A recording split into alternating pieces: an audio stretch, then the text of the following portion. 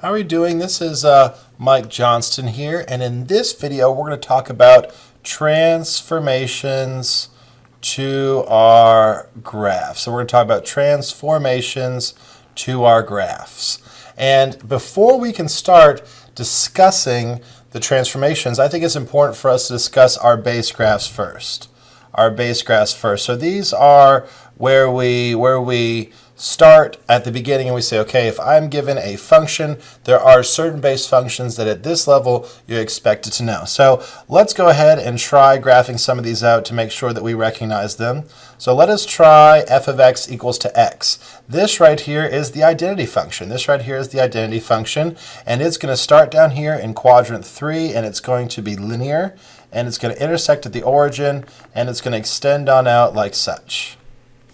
So this is called the identity function. This is f of x is equal to x, and it starts in quadrant 3 and ends in quadrant 1. This is one that you're going to see very often.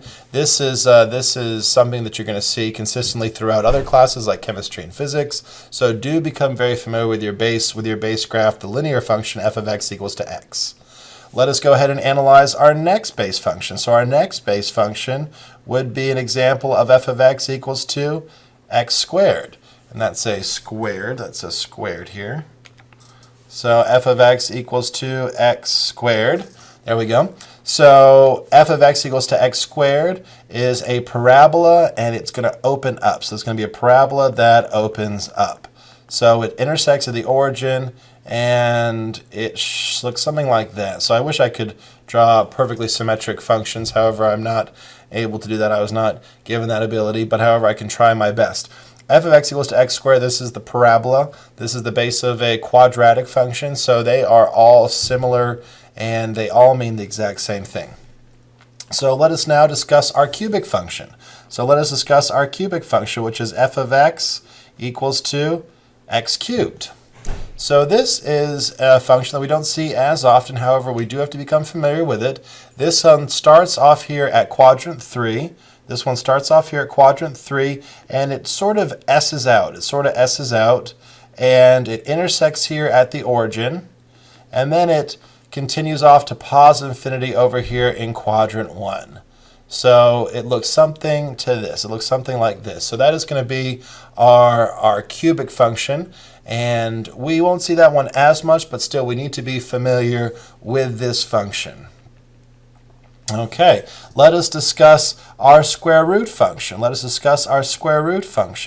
So the square root function looks something like that. Some of you may be familiar with third root or even fourth root functions. However, at this level, we only expect to work with our square root functions. And this was an interesting function. Some of you may originally recognize that you have to watch out for domains with this type of function. You would be correct, because we recognize the domain of this problem.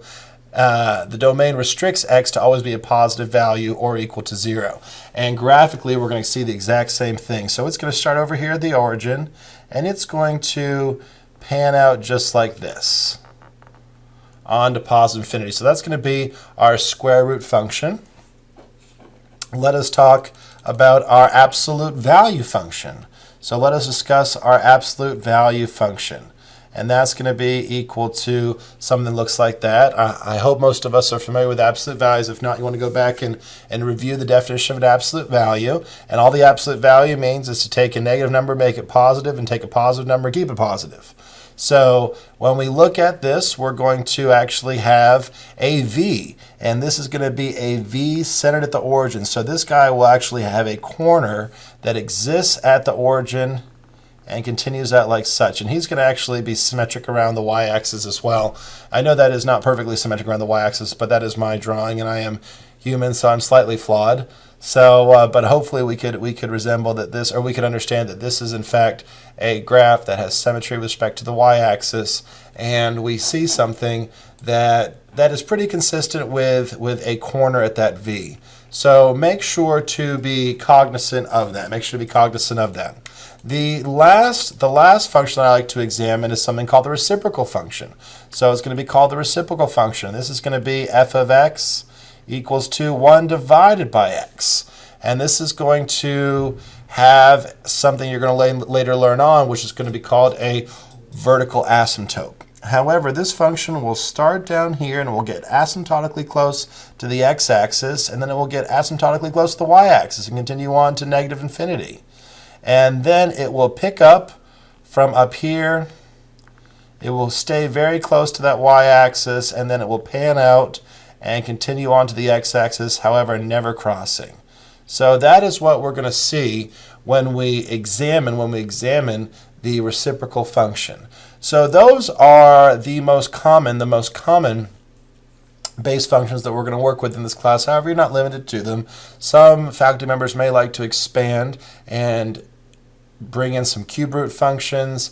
They might like to do a couple more different types of functions. However, for most sake and terms, we're going to talk about transformations to those base functions, which we will pick up in our next video.